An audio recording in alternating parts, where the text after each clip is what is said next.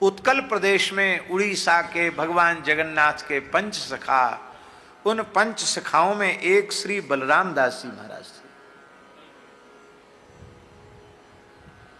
महाराज जी जगन्नाथ जी साक्षात वार्तालाप करते थे, खेलते थे उनके साथ।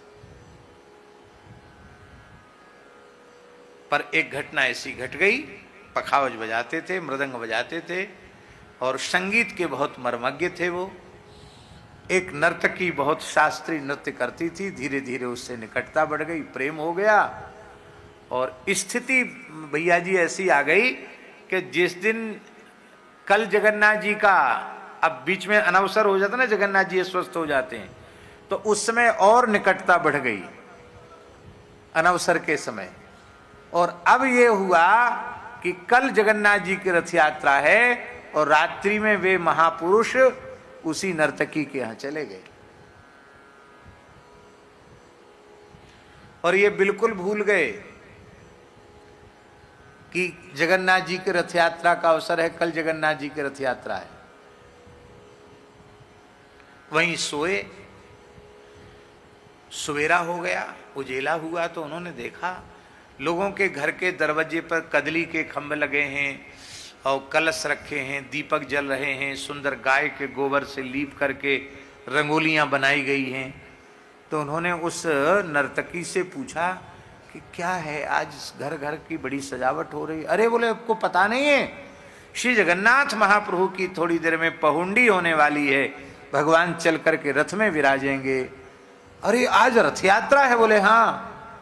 अब इतना कष्ट हुआ उनको कि हाय हाय, मेरी ऐसी वृत्ति हो गई कि मैं भगवान की रथ यात्रा को भी भूल गया। भावावेश में दौड़े बिना स्नान के, उन्हीं वस्त्रों से जिन वस्त्रों से वो नर्तकी के निकट शयन किए थे, उन्हीं वस्त्रों से वे दौड़े और जगन्नाथ जी के रथ पर भावावेश में चढ़ गए। पर बुरी चीजों की प्रसिद्धि बहुत जल्दी हो जाती है। वो बात जैसे पंडों के कान तक पहुंच गई थी, मार मार करके, पीट पीट करके उन्होंने रथ से नीचे धक्का करके गिरा दिया और बेहोश हो गए बेचारे। वहां से उठे, समुद्र के किनारे आए, मन में बिल्कुल कष्ट नहीं हुआ श्री बलराम दास जी के। वे मन में विचार करने लगे, मैं अपराधी जीव हूं, अच्छा हुआ ब्राह्मणों ने प्रहार करके मुझे यमदंड से बचा लिया, नहीं तो जमराज की मार खानी पड़ती। अच्छा हुआ, मैं अपराधी था, मुझे तो दंड मिलना ही चाहिए था। बिना स्नान के मैंने उन लोगों का स्पर्श कर लिया, रथ पर चढ़ गया, तो मैं अपराधी हूं। पर कोई बात नहीं, हम यहीं से मानसी में भगवान को रथ में बिठाएंगे। तो महाराज जी समुद्र के किनारे उन्होंने क्या किया कि बालुका का रथ बनाया, एक जगन्नाथ जी का, एक बलभद्र महाप्रभु का, एक सुभद्रा जी का, और रथ बना करके उसी में ठाकुर जी को, बलभद्र, सुभद्रा और जगन्नाथ जी को विराजमान कर दिया। और बस लगे अपने ठाकुर जी को मानसी में लाड़ लड़ाने। और इधर महाराज जी जगन्नाथ जी का रथ अचल हो गए, हिले ही नहीं रथ। ना दाऊ जी का रथ हिले, न सुभद्रा जी का रथ हिले, न जगन्नाथ जी का रथ हिले। शाम होने वाली थी और रथ हिले ही नहीं, एक हाथ भी रथ नहीं चला। पंडा पुजारी सब भगवान जगन्नाथ को मनाते मनाते थक गए। राजा ने भी मनाया, ठाकुर जी का रथ हिला नहीं। बोले हाथियों से इसको खिंचवाओ, हाथी चिंगाड़ मार गए, रथ हिला नहीं। तब गजपति ने रोते हुए कहा कि प्रभु अब आपकी लीला तो आप ही जानो, आप बताओ, नहीं तो मर्यादा नष्ट हो जाएगी। आज रथ यात्रा, थोड़ा तो रथ आपका चलना चाहिए। तब श्री जगन्नाथ जी की आवाज सुनाई पड़ी, तुमने मैं इस रथ में हूं ही नहीं, मैं तो बलराम, मेरे सखा जो बलराम हैं उनके द्वारा जो रज से निर्मित रथ है, मैं उसमें विराजमान हूं। और बालू का रथ चलता नहीं, इसलिए मैं कैसे चलूंगा। उनको बुलाओ और वो रथ पर चढ़ेंगे तो ही रथ हमारा चलेगा, पालकी लेके जाओ।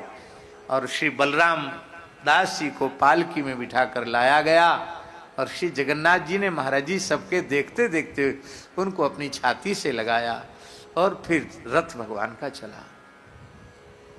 रहत न प्रभु चित चूक किए की, करत सुरत सैवार हिए की, जन अवगुण प्रभु मान न काऊ, दीन बंधु अति मृदुल स्वभाव। कैसी करुणा है श्री ठाकुर जी की। हम जीवों के दोष भगवान देखने लग जाएं तो हमारी आपकी तो चले क्या, ब्रह्मा जी की कोटि के जीव भी भगवान की शरणागति के योग्य नहीं होंगे। भगवान जीवों के दोष नहीं, केवल अपनी भक्तवत्सलता, अपनी कृपालुता, अपनी दयालुता की ओर देखते हैं, अपनी शरणागत वत्सलता की ओर देखते हैं। जीवों के दोषों की ओर भगवान कभी नहीं देखते। इसलिए हम सबका गुजारा हो रहा है, नहीं तो कोई गुजारा हो जाए ये संभव नहीं है। तो महाराज जी शाप दे दिया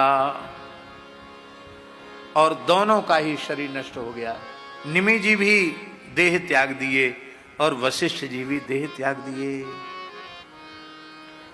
अब यज्ञ कैसे पूरा हुआ? यजमान ही यज्ञ की पूर्णाहुति के पहले ही चला गया, कैसे यज्ञ पूरा होगा? तो ऋत्विजों ने निमि जी के जीवात्मा का आवाहन किया। निमि जी का जीवात्मा आया और उससे कहा कि तुम देह स्वीकार करो, क्योंकि इस कर्म कांड को, यज्ञ कर्म को पूर्ण करना है, तुम देह को स्वीकार करो। निमि बोले कि नहीं, ये देह भाव, देहाध्यास, यही सारे दोषों की जड़ है। और हमको समझ में आ गया, हमको देह की आवश्यकता नहीं है। आप लोग चाहो तो यज्ञ पूरा करो, न चाहो तो न पूरा करो। अब हमारी जो कर्मकांड से भी ज्यादा बंधन नहीं है, हमको देह नहीं चाहिए। इतने बड़े ब्रह्मज्ञानी थे निमि महाराज, उन्होंने देह स्वीकार नहीं किया। तब ऋषियों ने कहा कि कोई बात नहीं, आप एक अंश से मनुष्यों के पलकों में निवास करेंगे, जिससे पलक उठते गिरते रहेंगे। मनहु सकुच निमित तजे दृगंचल, गोस्वामी जी ने कहा। जब पुष्प वाटिका में श्री रघुनाथ जी का श्री किशोरी जी से और किशोरी जी का रघुनाथ जी से प्रथम मिलन हुआ, अपरंग नेत्रों से लाल जी प्रिया जी का दर्शन कर रहे हैं, प्रिया जी लाल जी का दर्शन कर रही हैं। उस समय दोनों के नेत्र अपलक हैं। गोस्वामी तुलसीदास जी महाराज उत्प्रेक्षा देते हैं, लगता है कि हमारी कुल वधू, कुल के बर, ये दोनों ही परस्पर मिल रहे हैं। हम बड़े बूढ़े बीच में आवे, ठीक नहीं लगता। इसीलिए निमि श्री रघुनाथ जी के पलकों से भी हट गए और श्री किशोरी जी के पलकों से भी हट गए। अपलक नेत्रों से युगल एक दूसरे का दर्शन कर रहे हैं। निमि ने पलकों पर निवास स्वीकार कर लिया, किंतु वशिष्ठ जी को तो देह प्राप्त करना अभीष्ट था। क्यों अभीष्ट था? क्योंकि ब्रह्मा जी ने कह दिया था इसी वंश में भगवान का अवतार होगा और तुम्हें उनका गुरुपद प्राप्त होगा। इसलिए उनको देह प्राप्त करना आवश्यक था। इसलिए उन्होंने देह को स्वीकार कर लिया। इत्युत्सजर स्वम देहम निमिरध्यात्म कोविदा मित्रावर्णयोर यज्ञे उर्वश्याम प्रपितामह गंधवस्तुसु तद्देहम निधाय मुनि सत्तमा समाप्ते सत्रियागेथ देवानुचु समागतान। कहते हैं अध्यात्म विद्या में निपुण श्री नी ने अपने देह का त्याग कर दिया। और इधर श्री सुखदेव जी कहते हैं कि मेरे वृद्ध प्रपितामह जो वशिष्ठ जी महाराज हैं, उन्होंने अपने देह का त्याग कर दिया और मित्रा वरुण के द्वारा, और उन्होंने उस दिव्य तेज से, उर्वशी का जिसमें संयोग था, उससे उन्होंने अपने देह को पुनः स्वीकार किया। घट के ऊपरी भाग पर जो दिव्य तेज गिरा उससे वशिष्ठ जी, और घट के भीतर जो तेज गिरा उससे घटोद्भव श्री अगस्त्य जी, ये दोनों ऋषियों का पुनः प्रादुर्भाव हुआ। निमि के यज्ञ में आए हुए ऋषियों ने निमि के शरीर को सुगंधित औषधियों में, पुष्प आदि में रख दिया। और जब यज्ञ की समाप्ति हो गई सत्रयाग की, तब देवता लोग आए और उन ऋत्विजों ने देवताओं से प्रार्थना की कि भगवान आप लोग समर्थ हैं, आप प्रसन्न हैं, तो निमि का शरीर फिर से जीवित हो जाए। देवताओं ने कहा ऐसा ही हो। उस समय निमि के जीवात्मा ने कहा कि मुझे देह का बंधन नहीं चाहिए। तथेत्युक्ते निमि प्राह मा भून में देह बंधनम, मुझे देह बंधन न हो। क्यों? बहुत अच्छी बात है। यस्य योगम न वांछन्ति वियोग भय कातरा, भजन्ति चरणाम्भोजम मुनयो हरिमेधसः। विचारशील मुनिजन, विवेकी जन अपनी बुद्धि को पूर्ण रूप से भगवान में लगा देते हैं और अनन्य भाव से अपनी बुद्धि को भगवान में लगाकर उन्हीं के चरण कमलों का चिंतन करते हैं, भजन करते हैं। क्यों? ऐसा क्यों करते हैं? बुद्धि को क्यों लगाते हैं? इसलिए बुद्धि को लगाते हैं कि बुद्धि के लगते ही मन लग जाएगा, और मन बुद्धि जब लग गया तो शरीर रहे और चाहे शरीर जाए। क्योंकि आशा जाकी जहां बसी तहां ताही को बास। मन बुद्धि लग गई जहां ठिकाने पर, जहां लगनी चाहिए, तो शरीर रहा आवे तो भी कोई बंधन नहीं, और शरीर चला जाए तो भी कोई बंधन नहीं। इसको कहते हैं साधक की तैयारी। क्या कहते हैं? तैयारी।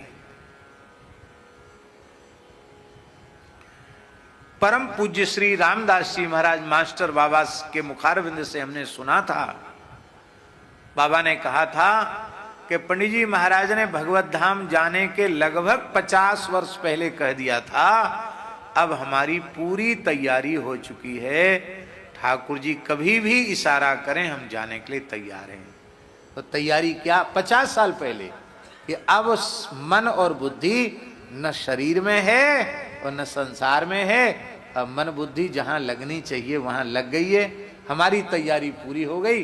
ठाकुर जी की इच्छा जब तक रखें या जब ले जाना चाहें ले चलें। अब हम लोग भी विचार करें कि हम लोगों की तैयारी हुई कि नहीं हुई। इसी को तैयारी कहते हैं। निमि जी ने कहा कि शरीर रहे चाहे जाए, मन और बुद्धि भगवान में लग जानी चाहिए। सो संतों की कृपा से मन और बुद्धि भगवान के चरणों में लग गई है। भजन्ति चरणाम भोजम मुनयो हरिमेधसः। और जब मन बुद्धि भगवान में लग ही गया है तो फिर से देह को हम स्वीकार करें, इसकी अब आवश्यकता नहीं है। ने देहम नावरुत से हम दुख शोक भयावहम, सर्वत्रास्यतो मृत्युर मत्स्यानामुदके यथा। इसलिए दुख शोक और भय का मूल कारण जो शरीर है, इस शरीर को हम धारण नहीं करना चाहते हैं। क्यों? मछली जल में बड़ी निर्भय और निश्चिंत रहती है, लेकिन सच्ची बात यह है कि जल में रहने वाली जो मछली है वो वस्तुतः कहीं भी निरापद नहीं है। आप चाहे जितने अच्छे तैराक हों, जल में तैरती हुई मछली को पकड़ सकते हैं, पर वही मछली जाल में फंस जाती है। उसी मछली को बंसी में फंसा लेते हैं मछुआरे लोग। और मान लो बंसी में किसी धीवर ने उसे नहीं फंसाया, जाल में नहीं फंसाया, तो कई बार बड़े मत्स्य छोटी मछलियों को गप कर जाते, खा जाते हैं। तो वो मछली जैसे जल में रहकर निर्भय नहीं है, हर समय उसके प्राण के ऊपर संकट मंडरा रहे हैं, यही मनुष्यों के शरीरों की हालत है। किसी के संबंध में कुछ भी नहीं कहा जा सकता। कौन कब किस क्षण चल बसेगा। इसलिए इस शरीर की तो हर समय मृत्यु ही मृत्यु है। इसलिए श्री कुलशेखर आलवार ने भगवान से मुकुंद माला स्तोत्र में प्रार्थना की है, हे श्री कृष्ण, आप हमारे ऊपर कृपा करें। कृष्ण त्वदीय पद पंकज पिंजरांते अद्यैव मे विशतु मानस राजहंसा प्राण प्रयाण समये कफवात पित्तै कंठावरोधन विधौ स्मरणं कुतस्ते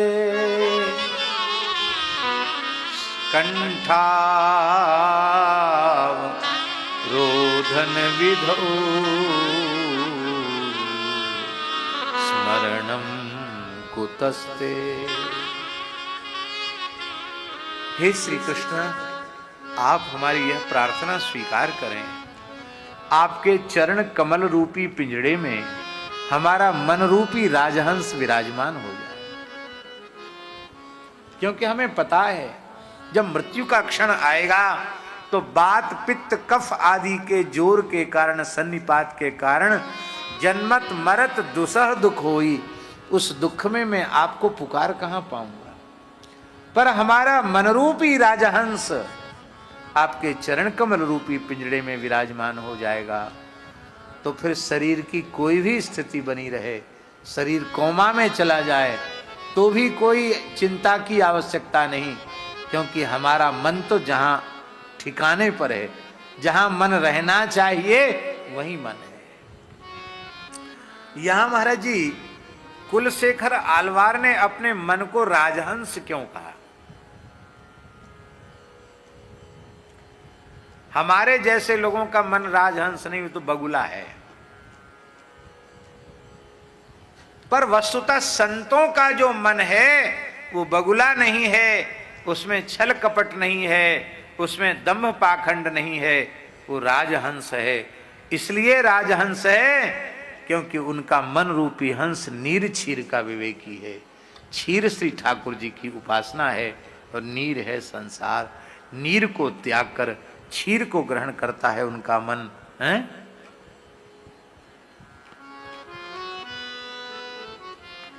संत हंस गुण गहहि पै परिहरि वारी विकार।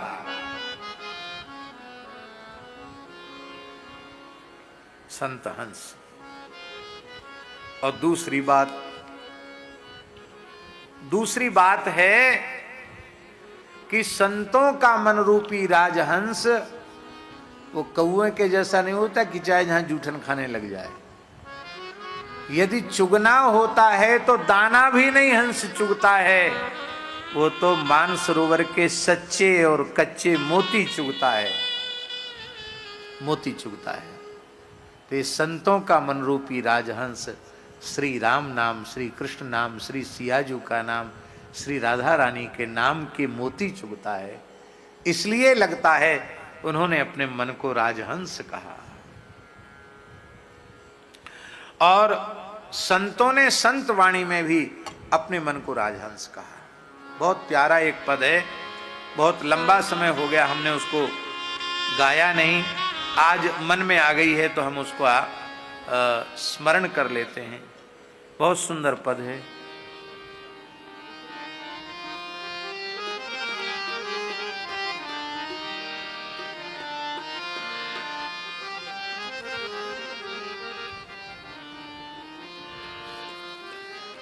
संत दरियाब जी का पद है। महाराज जी दरियाब जी का भी गुरुद्वारा रेवासा धाम ही है, यहीं से निकले हैं दरियाब जी महाराज, रामसरी परंपरा के ऋणपीठ के आचार्य। चल चल रे हंसा राम सिंधु चल चल रे, चल चल रे हंसा राम सिंधु चल चल रे, चल चल रे हंसा राम सिंधु चल चल रे, चल चल रे क्या अद्भुत हंसा राम सिंधु चल चल रे। बागड़ में क्या तू रहो बंध, बागड़ में क्या तू रहो बंध, बागड़ में क्या तू रहो बंध, बागड़ में क्या तू रहो बंध। चल चल रे चल चल रे हंसा